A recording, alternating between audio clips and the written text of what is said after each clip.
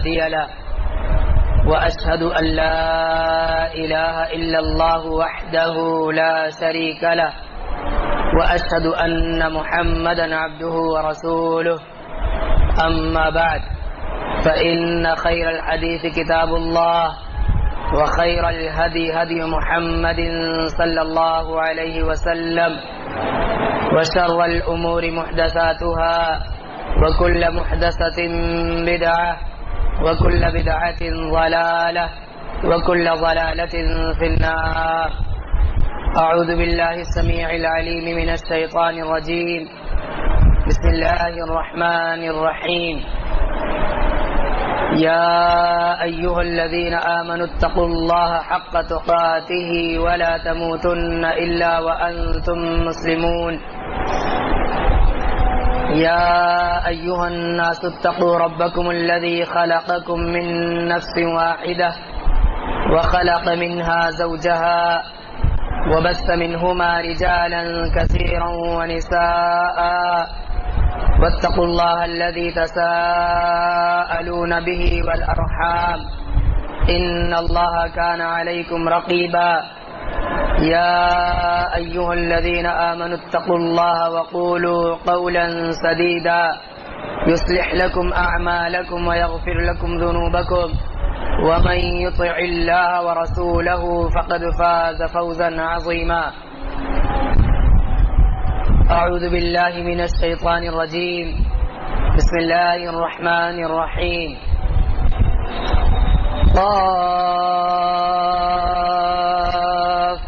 والقرآن المجيد بل عجبوا أن جاءهم منذر منهم فقال الكافرون هذا شيء عجيب أإذا متنا وكنا ترابا ذلك رجع بعيد قد علمنا ما تنقص الأرض منهم وعندنا كتاب حفيظ بل كذبوا بالحق لما جاءهم فهم في أمر مريج أفلم ينظروا إلى السماء فوقهم كيف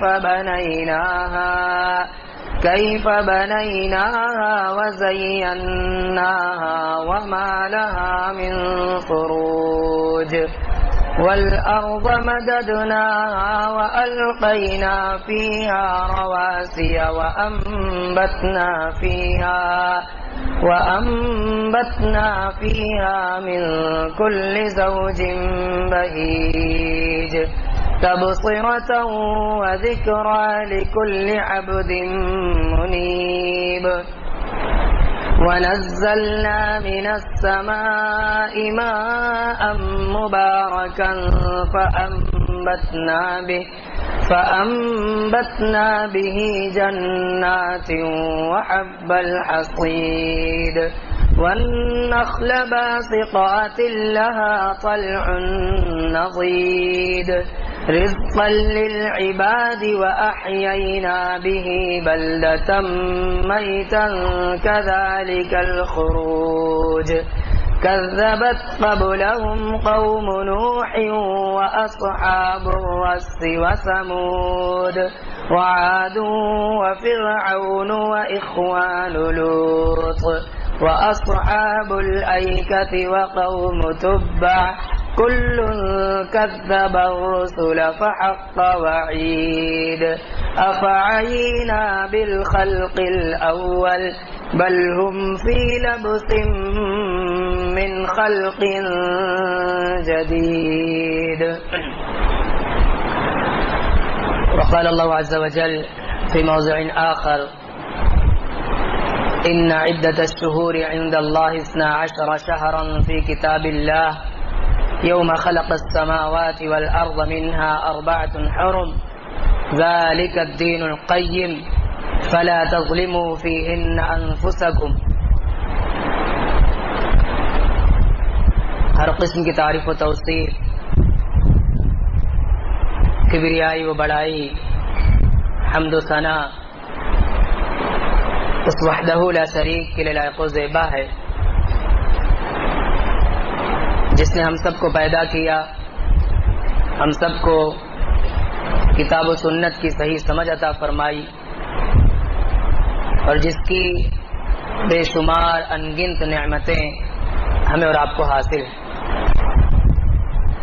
درود و سلام ہو تمام انبیاء کرام پر، خصوصاً نبی آخر الزماں، پیارے نبی رحمت للعالمین محمد رسول اللہ صلی اللہ علیہ وسلم۔ دینی ملی بھائیوں، بزرگوں، نوجوان ساتھیوں، عزیز بچوں اور پردہ نشین اسلامی ماں اور بہنوں،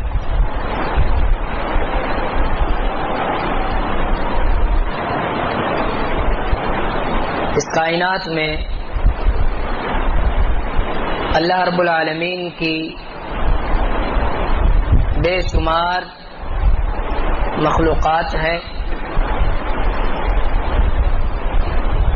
اور ان مخلوقات میں سے اللہ تعالیٰ جس کے ساتھ جیسا چاہتا ویسا معاملہ کرتا ہے۔ پوری کائنات اللہ تعالیٰ کے کنٹرول میں ہے، اللہ رب العالمین تدبیر کرتا ہے، اور جو چاہتا ہے اللہ تعالیٰ وہ کرتا ہے۔ اللہ تعالیٰ پر کسی کا زور نہیں چل سکتا، اللہ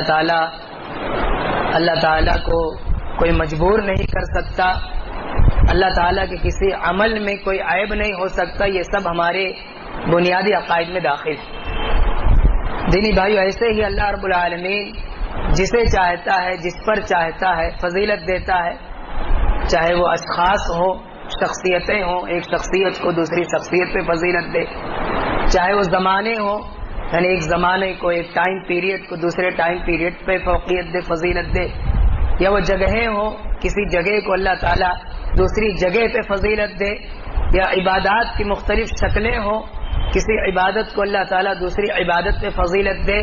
اللہ رب العالمین کی قدرت ہے، اللہ تعالیٰ کی مرضی۔ دینی بھائی، ایسے ہی اللہ رب العالمین نے سال کے 12 مہینوں میں سے 4 مہینوں کو حرمت کا مہینہ قرار دیا۔ ایسا نہیں ہے سارے مہینے اللہ تعالیٰ کے ہی ہیں، اللہ تعالیٰ جسے چاہتا اسے فضیلت دیتا، اور یقیناً اللہ رب العالمین کے بارے میں ہم اور آپ یہی عقیدہ رکھتے ہیں۔ لیکن دینی بھائیو، اللہ تعالیٰ جس مہینے کو اہمیت کے ساتھ بیان کرتا ہے، اللہ کے نبی صلی اللہ علیہ وسلم جس مہینے کی کوئی خاص فضیلت بتاتے ہیں تو ہمیں اور آپ کو اس پہ توجہ دینی چاہیے، اس پر دھیان دینا چاہیے کہ اللہ تعالیٰ نے اسے آخر کیوں اتنا عظیم قرار دیا۔ جو آیت خطبہ مسنونہ کے بعد پڑھی گئی، اللہ رب العالمین نے فرمایا ان عدت الشہور عند اللہ 12 شہرا، کہ مہینوں کی گنتی، یعنی ٹوٹل کتنے مہینے ہیں، یہ اللہ تعالیٰ کے نزدیک ان عدت الشہور عند اللہ 12 شہرا، یہ 12 مہینے۔ اور کب سے یہ 12 مہینے ہیں؟ یہ اللہ تعالیٰ کے ہاں لوح محفوظ میں لکھ دیے گئے۔ اور کب سے ہیں یہ مہینے؟ یوم خلق السماوات والارض، جس دن اللہ نے آسمانوں کو بنایا، جس دن اللہ تعالیٰ نے زمینوں کو بنایا، اسی دن سے اللہ تعالیٰ نے ان مہینوں کو بھی ایک شکل میں ڈھال دیا کہ سال میں اللہ تعالیٰ نے 12 مہینے بنا دیے۔ یوم خلق السماوات والارض منها 4 حرم، اور ان 12 مہینوں میں سے 4 مہینوں کو اللہ تعالیٰ نے حرمت کا مہینہ قرار دیا۔ حرمت کا مطلب جو قابل احترام مہینے، جس میں آدمی کو اپنے اعمال کو خصوصیت کے ساتھ دیکھنا چاہیے۔ اب انشاءاللہ تھوڑے وقفے کے بعد باتیں آئیں گی کہ ان مہینوں کے تعلق سے اللہ کے نبی صلی اللہ علیہ وسلم کے کیا فرامین ہیں۔ بہرکیف دین بھائیوں، بہت ہی اہم مہینے، منها 4 حرم، ان میں 4 مہینے حرمت کے مہینے۔ سوال یہ ہے کہ 4 مہینے کون سے؟ 12 مہینے عربی کیلنڈر کے حساب سے محرم سے لے کر کے اور آخر ذوالحجہ تک، ان 12 مہینوں میں وہ 4 مہینے حرمت کے کون سے ہیں؟ اللہ رب العالمین نے فرمایا منها 4 حرم ذالک الدین القیم، یہ ایک مضبوط دین ہے، یہ ایک دین حنیف، دین اسلام ایک مضبوط دین ہے۔ ذالک الدین القیم فلا تظلموا فیہن انفسکم، بطور خاص ان 4 مہینوں میں تم اپنے نفسوں پر، اپنے آپ پر ظلم نہ کیا کرو۔ دینی بھائی ہمارا آپ جانتے ہیں ظلم کرنا چاہے اپنے آپ پر ہو یا کسی اور پر ہو، یہ ویسے بھی حرام، سال کے 12 مہینوں میں ہر دن، ہر وقت، ہر لمحے کے لیے حرام، لیکن بطور خاص ان 4 مہینوں میں اللہ رب العالمین نے تاکید کے ساتھ فرمایا فلا تظلموا فیہن انفسکم، ان 4 مہینوں میں تم اپنے آپ پر ظلم نہ کیا کرو۔ دینی بھائی اب قرآن مجید کی یہ آیت، پورے قرآن کو آپ پڑھ جائیں کہ یہ 4 مہینے کون سے ہیں، آپ کو کہیں نہیں ملے گا۔ اس آیت کریمہ میں اللہ نے یہ ذکر کیا کہ 4 مہینے حرمت کے ہیں، لیکن وہ 4 مہینے کون سے ہیں یہ پورے قرآن مجید میں آپ کو کہیں نہیں ملے گا۔ اب دینی بھائیوں پھر ہمیں وہ 4 مہینوں کا علم کیسے ہو؟ وہ 4 مہینے کون سے ہیں جن میں آدمی کو نیکیاں کرنی ہے، گناہوں سے بچنا ہے، ظلم سے اپنے آپ کو روکنا ہے، خاص طور پر اس کا علم کیسے ہوگا، کیسے پتہ چلے گا کہ وہ 4 مہینے کون ہیں؟ دینی بھائیو حدیث کی طرف رجوع کریں، حدیث نبی دیکھیں، اسی لیے اہل القرآن کے لیے آیت رد کے طور پر استعمال کی جاتی کہ آپ پورے دین کو، پورے اسلام کو اگر صرف قرآن سے سمجھنا چاہتے ہیں تو بتائیں اس آیت کو کہ اللہ تعالیٰ نے کون سے 4 مہینے کی بات کی۔ صرف یہی نہیں، بہت ساری آیتیں ہیں، اللہ رب العالمین نے نماز کا حکم دیا قرآن مجید میں متعدد مقامات پر، تو نماز کا پورا طریقہ آپ کو قرآن میں کہاں ملتا ہے؟ وہ تو اللہ کے نبی صلی اللہ علیہ وسلم کی حدیثوں میں ہی ملے گا۔ تو دینی بھائیو یہ آیت اس رد میں پیش کی جاتی ہے جو اہل قرآن کا دعویٰ ہے کہ قرآن مجید ہی ہمارے لیے کافی ہے۔ اللہ تعالیٰ چاہتا تو یقیناً اسے کافی بناتا، اللہ رب العالمین کے بس کے باہر نہیں تھا، اللہ چاہتا صرف قرآن نازل کرتا، لیکن بات اس پر نہیں کی جا رہی۔ بات یہ ہے کہ اللہ تعالیٰ نے شریعت کو قرآن اور حدیث کی شکل میں پیش کیا، قرآن مجید اللہ کے نبی صلی اللہ علیہ وسلم کی حدیث کی شکل میں یہ دین محمدی، یہ دین اسلام ہمارے سامنے موجود ہے۔ اب دینی بھائیو آئیے دیکھیں کہ وہ 4 مہینے کون سے ہیں جنہیں اللہ کے نبی صلی اللہ علیہ وسلم نے حرمت کے مہینے قرار دیے۔ اس حدیث سے اس حوالے سے صحیح بخاری اور صحیح مسلم کی وہ حدیث اللہ کے نبی صلی اللہ علیہ وسلم کے پیارے صحابی ابو بکرہ رضی اللہ تعالی عنہ روایت کرتے ہیں۔ ایک صحابی ہے ابو بکر رضی اللہ تعالی عنہ، مشہور معروف صحابی، اول خلیفہ، اور ایک صحابی ابو بکرہ کی ان کی کنیت ہے۔ تو ابو بکرہ رضی اللہ تعالی عنہ کہتے ہیں کہ نبی کریم صلی اللہ علیہ وسلم نے فرمایا الزمان قد استدار کہیئتہ، کہ زمانہ گھوم گھما کر اپنی اصل حالت پر آ گیا، زمانہ گھوم گھما کر اپنی اصل حالت پر آ گیا، اسی حالت پر یوم خلق اللہ السماوات والارض، جس حالت پر اللہ تعالیٰ نے اسے رکھا تھا جب اللہ نے زمینوں کو پیدا کیا، جب اللہ تعالیٰ نے آسمانوں کو پیدا کیا۔ دینی بھائی اس حدیث کو سمجھنے سے پہلے اس کا ایک پس منظر سمجھیں کہ اللہ کے نبی نے یہ کیوں فرمایا کہ زمانہ گھوم گھما کر اسی حالت پر آ گیا ہے۔ دینی بھائی معاملہ یہ ہے کہ دور جاہلیت میں بھی ان 4 مہینوں کی بڑی قدر تھی، 4 مہینوں کے جو حرمت کے مہینے قرار دیے گئے ان کی بڑی قدر تھی، اور لوگ اس میں بھی پرہیز کرتے تھے، لڑائی بھڑائی سے پرہیز کرتے تھے، جنگ و جدال سے پرہیز کرتے تھے۔ البتہ ان کے بعض افراد، ان کے کچھ افراد ایسے تھے جو حیلے کیا کرتے تھے۔ حیلے کرتے تھے کیسے؟ کہ ان کو پتا تھا کہ ذوالقعدہ کے مہینے میں ہم جنگ نہیں کر سکتے، ذوالحجہ کے مہینے میں ہم جنگ نہیں کر سکتے، محرم کے مہینے میں ہم جنگ نہیں کر سکتے، تو کرتے کیا تھے وہ کہتے تھے کہ جو محرم کا مہینہ ہے یا ذوالقعدہ کا جو مہینہ ہے ہم اسے بطور سفر کا مہینہ گزاریں گے، ہم اسے محرم نہیں مانتے، ڈیلے کر دیں گے، اس مہینے کو ہم جی لیں گے، اس مہینے کو ہم گزار لیں گے، لیکن محرم مان کر نہیں، اس مہینے کو ہم سفر بنا لیتے ہیں۔ یہ کوئی اور مہینہ جو حرمت کا مہینہ نہیں ہے اس میں سے کسی مہینے کا نام دے کر کے اس مہینے کو گزارتے تھے۔ ڈر کیا تھا کہ حرمت کے مہینے میں قتال نہیں کر سکتے، حرمت کے مہینے میں جنگ نہیں کر سکتے، تو ایسا کرتے کہ مہینہ ہی چینج کر دیتے۔ اللہ رب العالمین نے قرآن مجید میں اسے کفر تعبیر کیا، انما النسیء زیادۃ فی الکفر، کہ جو نسی کرتے ہو یعنی جو آگے پیچھے کر لیتے ہو یہ بھی کفر کا حصہ ہے۔ اللہ تعالیٰ نے جسے جس حالت میں رکھا تھا اسی حالت میں اسے برقرار رکھنا چاہیے۔ تو دینی بھائی اللہ کے نبی صلی اللہ علیہ وسلم نے جس وقت یہ حدیث بیان کی وہ وقت تھا جب ہر مہینہ اپنے اصل کیفیت پر آ چکا تھا، یعنی جو مہینہ محرم کا تھا وہ ایکچوئل میں حقیقت میں محرم ہی تھا، جو مہینہ سفر کا، جو مہینہ رجب کا، سارے مہینے اپنی اصل کیفیت پر آ چکے تو اللہ کے نبی صلی اللہ علیہ وسلم نے اعلان کروایا.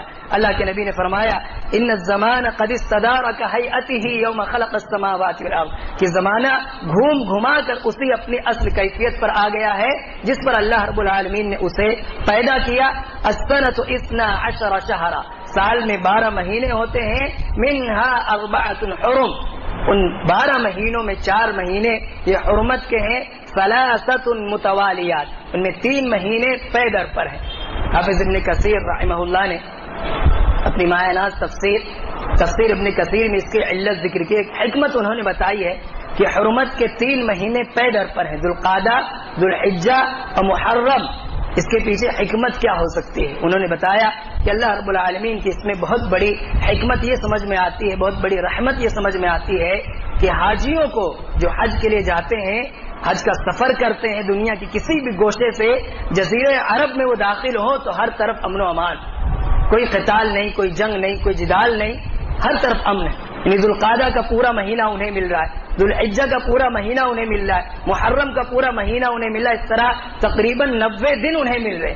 بڑی آسانی سے وہ آئیں، مکہ مکرمہ تشریف لائیں، حج کے مناسک کو ادا کریں، حج سے فارغ ہوں اور بڑے پرامن سکون کے ساتھ وہ لوٹ کر کے اپنے یہاں واپس چلے جائیں. یہ 3 مہینے جو اللہ تعالیٰ نے پے در پہ حرمت کے قرار دیے، اس کا ایک بڑا فائدہ حاجیوں کو ملتا ہے. اس کے علاوہ دینی بھائی ایک مہینہ جو رجب کا مہینہ ہے، جو شعبان سے پہلے پڑتا ہے، اللہ کے نبی صلی اللہ علیہ وسلم نے جس کی بابت فرمایا وَرَجَبُ مُضَرْ الَّذِي بَيْنَ جُمَادَ وَشَعْبَان، جو شعبان سے پہلے کا مہینہ ہے، اللہ کے نبی صلی اللہ علیہ وسلم نے فرمایا کہ یہ حرمت کا مہینہ ہے. حافظ ابن کثیر رحمہ اللہ کہتے ہیں کہ یہ ایک مہینہ الگ سے ہے، یہ ایک الگ سے ایک مہینہ. کوئی آدمی عمرے کے لیے جانا چاہے، زیارت کے لیے جانا چاہے تو بھی اللہ تعالیٰ کی نعمتوں میں انہوں نے اسے شمار کیا ہے. دینی بھائیوں ایک مسئلہ یہاں یہ ہے کہ ان مہینوں میں بطور خاص اللہ رب العالمین نے ظلم سے منع کیا ہے. اور دیکھیں اس کی تاریخ یہ ملتی ہے کہ مکہ والے بھی یا جن لوگوں نے بھی اس میں چینجنگ کی تھی وہ بھی اس مہینے کی حرمت کو پامال نہیں کرنا چاہتے. حالانکہ ہوا وہی لیکن وہ اپنے طور پہ الزام نہیں لینا چاہتے تھے کہ ہم نے محرم کے مہینے میں قتال کیا، ہم نے محرم کے مہینے میں جنگ کی ہے. دینی بھائی یہ کتنا عظیم مہینہ، اس کے حوالے سے دیکھیں.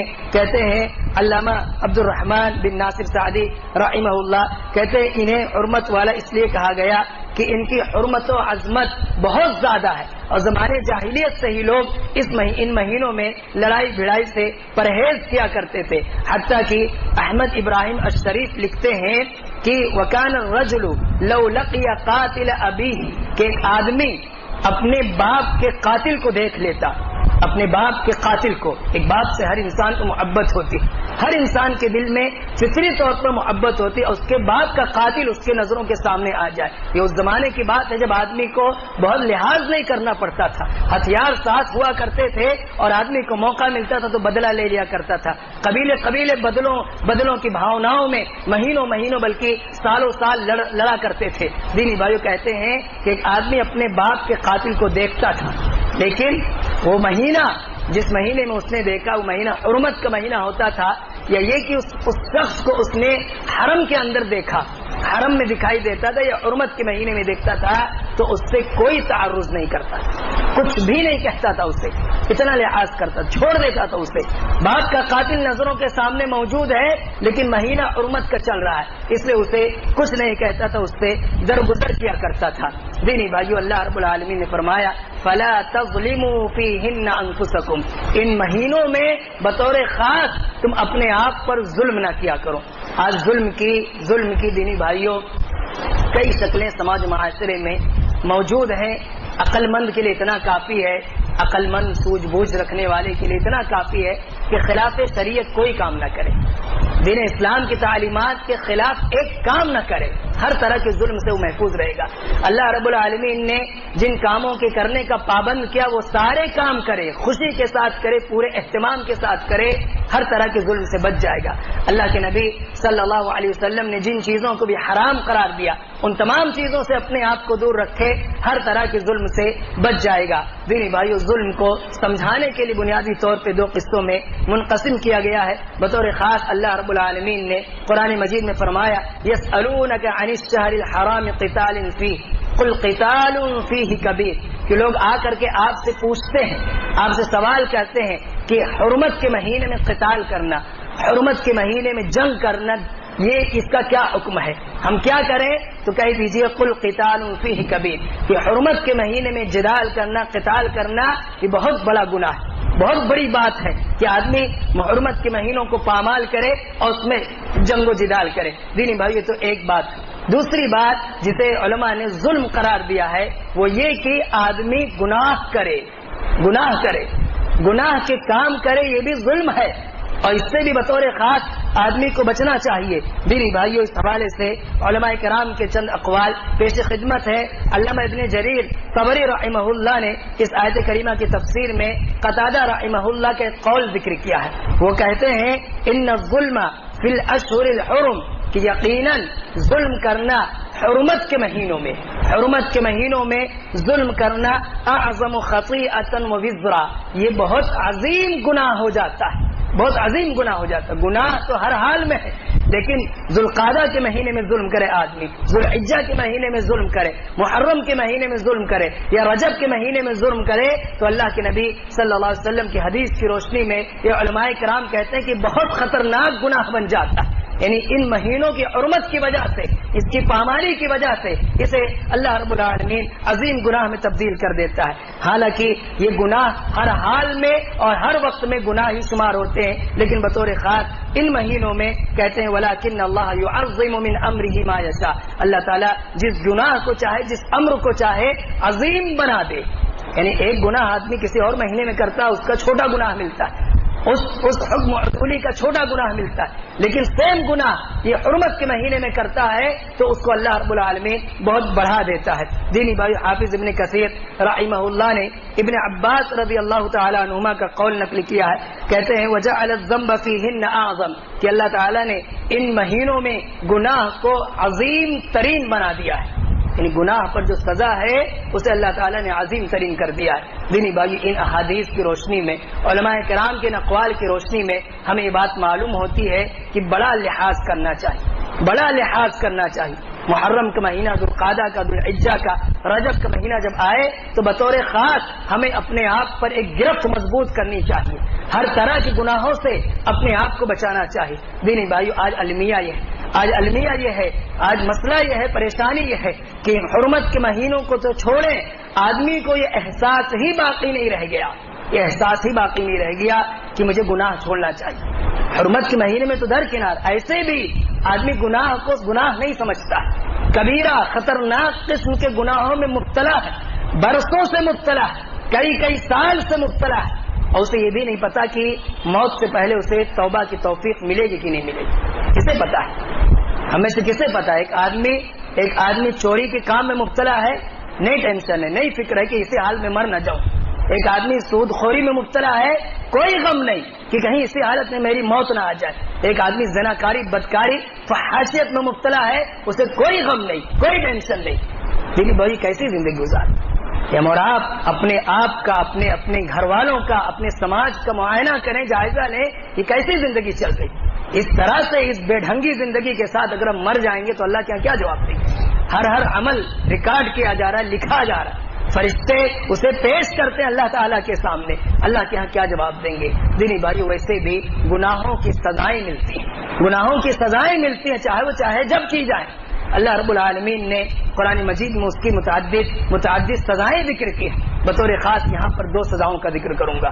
ایک آدمی جو بے پرواہ ہو چکا ہے، جس کے دل پر زنگ لگ چکا ہے، اس کو گناہوں کا احساس نہیں ہوتا، یاد رکھے بہت عظیم 2 نعمتیں ہیں، بہت عظیم دو سزائیں ہیں جو اس کو ملتی ہیں۔ پہلی سزا دینی بھائیو یہ ہے کہ اس کے پاس نعمتیں رہتی ہیں تو چھین جاتی، نعمتیں اللہ تعالیٰ چھین لیتا ہے۔ اب نعمت کی تفسیر کیا کی جائے؟ آدمی کی صحت و تندرستی نعمت ہے، اچھی اولاد، نیک اولاد نعمت ہے، آدمی کے پاس محتاجگی نہ رہے وہ بھی ایک نعمت ہے، آدمی امن و امان میں رہے وہ بھی ایک نعمت ہے۔ کسی بھی طرح کی جو نعمتیں اسے حاصل ہیں اللہ رب العالمین انہیں چھین لیتا ہے گناہ کی وجہ سے۔ ہم اور آپ کو غور کرنا چاہیے، دیکھنا چاہیے، ابو البشر آدم علیہ الصلوۃ والسلام کو اللہ رب العالمین نے جنت میں رکھا، جنت میں رکھا تھا، ایک کام سے منع کیا تھا کہ اس درخت کے قریب نہ جانا، جنت جیسے عظیم نعمت ملی، منع کیا اللہ تعالیٰ نے اس کے قریب نہ جانا۔ فَأَزَلَّهُمَا الشَّيْطَانُ عَنْهُ، شیطان نے اس سے غافل کر دیا، بہکا دیا۔ آدم علیہ السلام بہکاوے میں آ گئے اور اس درخت کے قریب چلے گئے، اس کا پھل کھا لیا۔ تو دینی بھائیو کیا ہوا، اس کی سزا کیا ملی؟ دینی بھائیو اللہ رب العالمین نے جنت سے نکال دیا۔ یہ گناہ چھوٹا ہو بڑا ہو، آدمی کو اس کے تعلق سے غافل نہیں ہونا چاہیے، اس کی سزائیں ملتے رہتی ہیں۔ دھیان دینا چاہیے آدمی کو کہ میں یہ جو قسم پرسی کی زندگی گزار رہا ہوں، یہ بدحالی کی زندگی گزار رہا ہوں، یہ پریشانیوں کی زندگی گزار رہا ہوں، اگر میں نیک ہوں تو یقیناً اللہ کی طرف سے آزمائش ہے۔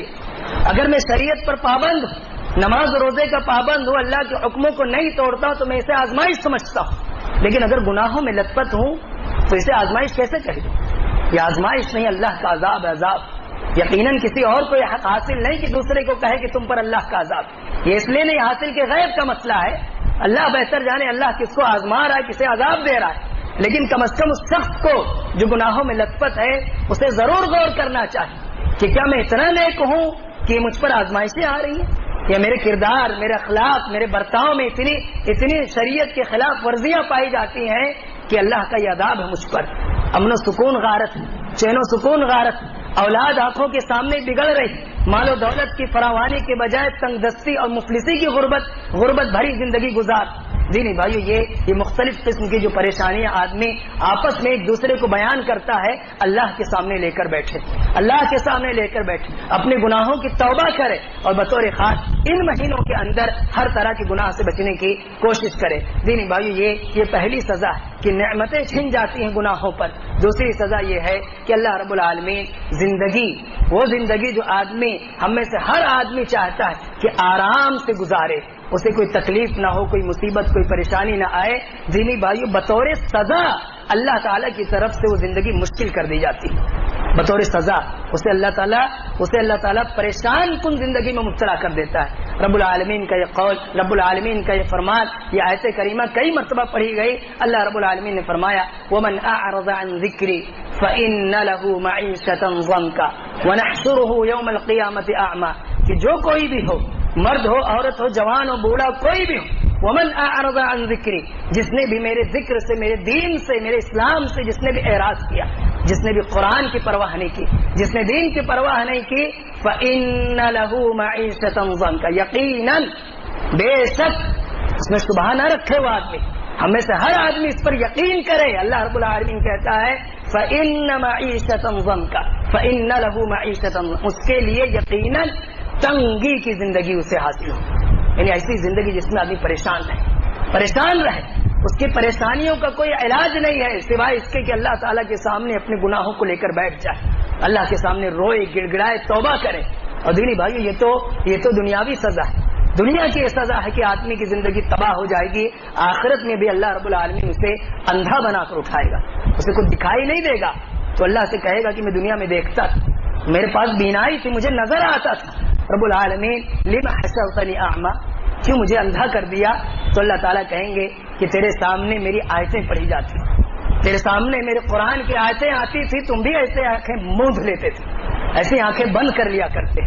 دینی بھائی آج کا یہ حقیقت نہیں ہے کہ عملی طور پر ہم میں سے کتنے ایسے ہیں کہ صاف آیت پڑھی جائے، ترجمہ بتایا جائے، تفسیر پیش کی جائے، لیکن ان کے کانوں پر جوں تک نہیں ہوتی، کچھ بھی فرق نہیں پڑتا، یعنی گائے گویا ایسا ہی کہ آنکھوں سے دیکھ کر کے آنکھیں بند کر لیتے ہیں، ان کے لیے سزا ہے۔ اللہ تعالی ہم سب کو اپنے اندر گناہ کا احساس پیدا کرنے کی توفیق عطا فرمائے، اللہ تعالی ہم سب کو توبہ کرنے کی توفیق عطا فرمائے۔ دینی بھائیو اب آگے بڑھتے ہیں۔ ظلم کی ایک شکل جو بدقسمتی سے دین کے نام پر سماج و معاشرے میں رائج ہیں، جنہیں لوگ دینداری سمجھتے ہیں، یا یہ کہ امت مسلمہ کا ایک طبقہ اسے دینداری سمجھتا ہے، وہ ہے نوحہ خوانی کرنا، ماتم کرنا، جس سے شریعت نے سختی کے ساتھ منع کیا ہے۔ اللہ کے نبی صلی اللہ علیہ وسلم نے فرمایا لیس منا من لطم الخدود وشق الجیوب ودعا بدعوى الجاہلیہ، کہ وہ شخص ہم میں سے نہیں، وہ لوگ ہم میں سے نہیں ہیں جو لوگ اپنے گریبان کو چاک کرتے ہوں، یعنی کسی میت کے، کسی کے مرنے پر، کسی کی شہادت پر جو اپنے گریبان کو چاک کرتے ہوں، اپنی گالوں کو پیٹتے ہوں، ماتم کرتے ہوں۔ اللہ کے نبی صلی اللہ علیہ وسلم نے فرمایا کہ وہ ہم میں سے نہیں ہے۔ ودعا بدعوى الجاہلیہ، جو جاہلیت کی پکارتے ہوں، یعنی جو اس پر بیان کرتے ہوں، اس پر زور زور سے روتے ہوں، ایسے لوگ اللہ کے نبی صلی اللہ علیہ وسلم نے فرمایا یہ ہم میں سے نہیں ہے۔ دینی بھائی، یہ شریعت کا بہت واضح پیغام ہے۔ اللہ رب العالمین اگر ہمیں کسی دکھ میں، کسی تکلیف میں مبتلا کرے تو ہمیں صبر کرنا چاہیے۔ وہ تکلیف ہم میں کسی بھی نوعیت کی آ سکتی ہے۔ اللہ رب العالمین نے فرمایا وَلَنَبْلُوَنَّكُمْ بِشَيْءٍ مِّنَ الْخَوْفِ وَالْجُوعِ وَنَقْصٍ مِّنَ الْأَمْوَالِ وَالْأَنفُسِ وَالثَّمَرَاتِ، ہم تمہیں ضرور آزمائیں گے، تھوڑا سا خوف میں مبتلا کر کے، تھوڑا سا بھکمری میں مبتلا کر کے اور جان لے کر کے۔ اللہ رب العالمین نے فرمایا کہ نفس کم کر کے، مطلب ہمارے عزیز ترین لوگوں کی وفات ہوگی، ہمارے محبوب لوگوں کی وفات ہوگی۔ اب اس وفات کی شکل چاہے ان کی قدرتی موت ہو، یا یہ کہ انہیں کوئی مار ڈالے، یا کسی حادثے میں شریک ہو جائے، یا کوئی ظالم طبقہ انہیں مظلومانہ شکل میں شہید کر دے، کوئی بھی اس کی شکل بنتی ہو، اس پہ ہمیں کرنا کیا ہے؟ اس پر ہمیں صبر کرنا ہے، ہمیں صبر کرنا ہے۔ اللہ کے نبی صلی اللہ علیہ وسلم کے نواسے سے، پیارے نبی صلی اللہ علیہ وسلم کے خانوادے سے محبت کرنا، ان کے لیے دلوں میں احترام رکھنا، دینی بھائی یہ تو دین کا جز ہے، یہ تو دین کا حصہ ہے۔ اس سے اگر کوئی یہ سمجھتا ہے کہ ہم ماتم نہیں کرتے تو ان سے محبت نہیں کرتے، کوئی اگر یہ سمجھتا ہے کہ ہم ان کی شہادت پہ ہم روتے دھوتے نہیں ہیں تو ہمارے دلوں میں ان کے لیے محبت ہی نہیں، تو دینی بھائی یہ استدلال باطل ہے۔ یہ استدلال اس لیے باطل ہے کہ دیکھیے اللہ کے نبی صلی اللہ علیہ وسلم کے محبوب چچا تھے حمزہ رضی اللہ تعالیٰ، پیارے نبی صلی اللہ علیہ وسلم کو بے انتہا محبت تھی اپنے چچا سے، اور اللہ کے نبی کی محبت کا کیا کہنا۔ پیارے نبی تو اپنے ہر امتی سے محبت کرتے تھے، اپنے ہر امتی کے دل میں پیارے نبی کے لیے رحم ہوتا تھا۔ اللہ کے نبی تو ان کے لیے بھی دعائیں کرتے تھے جو انہیں ستاتے تھے، پریشان کرتے تھے۔ تو اللہ کے نبی نے حمزہ رضی اللہ تعالیٰ عنہ کی شہادت کی خبر سنی، ان کی ناز کو دیکھا، تو اللہ کے نبی نے کیا حکم دیا کہ اس پر ماتم منایا جائے، اس پر اپنے سینوں کو پیٹا جائے، اپنی گالوں کو پیٹا جائے؟ نہیں دینی بھائی، اللہ کے نبی صلی اللہ علیہ وسلم نے صبر کیا۔ پیارے نبی صلی اللہ علیہ وسلم کے چچا زاد علی رضی اللہ تعالیٰ عنہ کے بھائی جعفر طیار رضی اللہ تعالیٰ عنہ بھی میدان جہاد میں شہید کیے گئے، اور ایسے شہید کیے گئے کہ راویوں نے بیان کیا ہے کہ انہیں ان کے دونوں ہاتھ کاٹ دیے گئے، بالآخر انہیں شہید کر دیے گئے۔ تفصیل ہے، اس تفصیل میں جانے کا موقع نہیں، لیکن دینی بھائیو خبر آتی ہے، اللہ کے نبی صلی اللہ علیہ وسلم خبر سنتے ہیں، کس منہ سے جا کر پیارے نبی صلی اللہ علیہ وسلم ان کی بیوی کو بتائیں کہ جعفر گئے تھے لیکن اب واپس نہیں آئیں گے، ان کے چھوٹے چھوٹے بچے ہیں۔ اللہ کے نبی صلی اللہ علیہ وسلم نے وہ دن کو بھی برداشت کیا، اللہ کے نبی صلی اللہ علیہ وسلم نے صبر کیا۔ کہاں سے یہ بات آتی ہے کہ حسن و حسین سے ہم سلفیوں کو عقیدت نہیں، ان سے محبت نہیں؟ ہم تو یہ کہتے ہیں کہ اللہ کے نبی صلی اللہ علیہ وسلم نے فرمایا اللہم انی احبہما فاحبہما، اللہ کے نبی کہتے تھے کہ اللہ میں ان دونوں سے، حسن سے حسین سے محبت کرتا ہوں، اے اللہ تعالیٰ تو بھی ان سے محبت فرما، اللہ تو بھی ان سے محبت کر۔ اللہ کے نبی صلی اللہ علیہ وسلم نے فرمایا کہ جو ان دونوں سے محبت کرتا ہے وہ مجھ سے محبت کرتا ہے۔ یعنی اللہ کے نبی سے محبت تبھی کمپلیٹ ہو سکتی ہے جب حسن کی محبت دل میں رہے، جب حسین کی محبت دل میں رہے۔ حسن و حسین کی محبت دل میں رہے گی تو ہم اپنے دعوے محبت نبی میں سچے کہلائیں گے، ورنہ دینی بھائی اس محبت میں بھی ہم سچے نہیں رہ سکتے۔ لیکن محبت کا یہ مطلب نہیں ہوتا کہ ہم شریعت کے خلاف جا کر اللہ کے نبی صلی اللہ علیہ وسلم کے حکموں کو توڑیں۔ جب اللہ کے نبی نے منع کر دیا کہ کسی کی بھی شہادت پر، کسی کی بھی وفات پر، کسی بھی مصیبت اور پریشانی میں ہم اپنے گالوں کو پیٹ نہیں سکتے، ماتم نہیں کر سکتے، تو دینی بھائی اس لیے ہم نہیں کرتے۔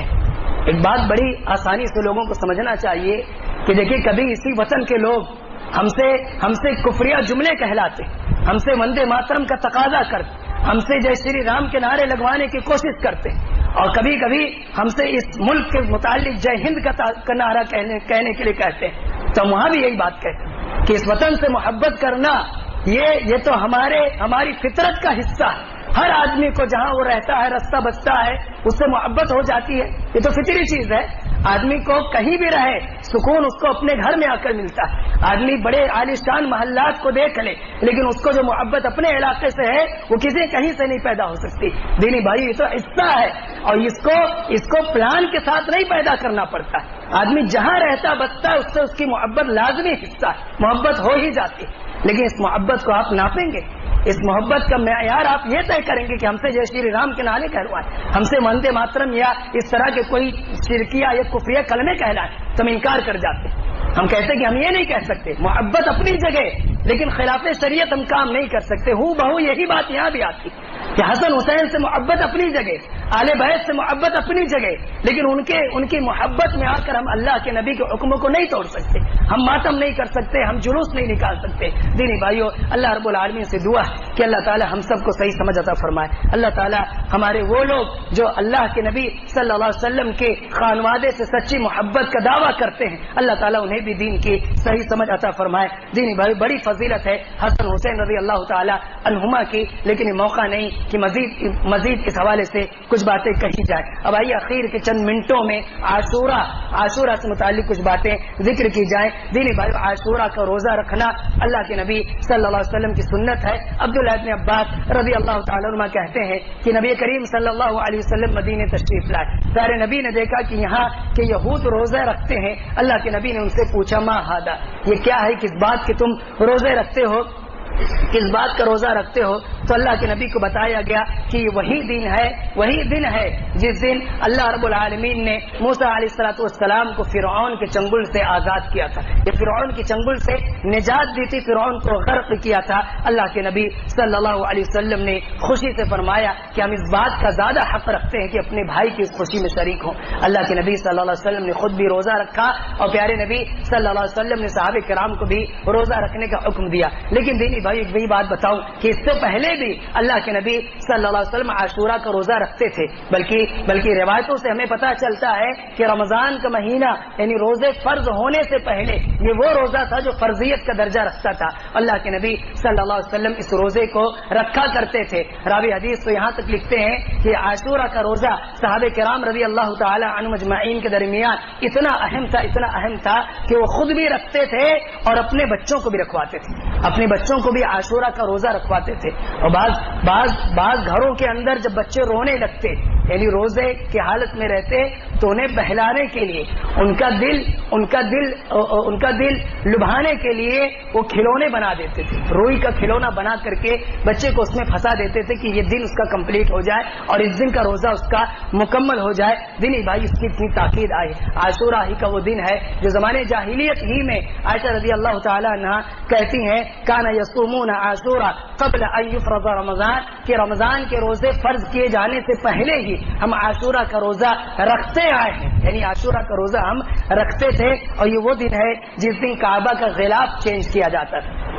خانہ کعبہ کا جو غلاف تھا وہ پہلے عاشورہ کے دن اس کی تبدیلی کی جاتی تھی, آج وہ عرفہ کے روز اس کو تبدیل کیا جاتا ہے. دینی بھائی یہ عاشورہ کی اہمیت کے حوالے سے کچھ باتیں آئیں. اس کی فضیلت میں اللہ کے نبی صلی اللہ علیہ وسلم کی بڑی مشہور حدیث ہے. پیارے نبی صلی اللہ علیہ وسلم نے فرمایا یکفر السنۃ الماضیہ, اللہ کے نبی نے فرمایا جو عاشورہ کا روزہ رکھتا ہے اس کی فضیلت یہ ہے کہ 1 سال کے گناہ اس کے معاف کر دیے جاتے ہیں, پچھلے 1 سال کے گناہ معاف کر دیے جاتے ہیں. لیکن دینی بھائی یہاں ایک بات یہ بھی بتاؤں کہ یہ فضیلت ان لوگوں کو حاصل ہوتی ہے, یہ فضیلت اللہ کے ان نیک بندوں کو حاصل ہوتی ہے جن کے دل میں اللہ کا خوف ہوتا ہے, جو اپنے آپ کو گناہ کبیرہ سے بچا کر رکھتے ہیں, گناہ کبیرہ سے بچا کر رکھتے ہیں. آدمی بے نمازی ہو اور عاشورہ کا روزہ رکھ کر سوچے پورے سال کے گناہ معاف ہو گئے.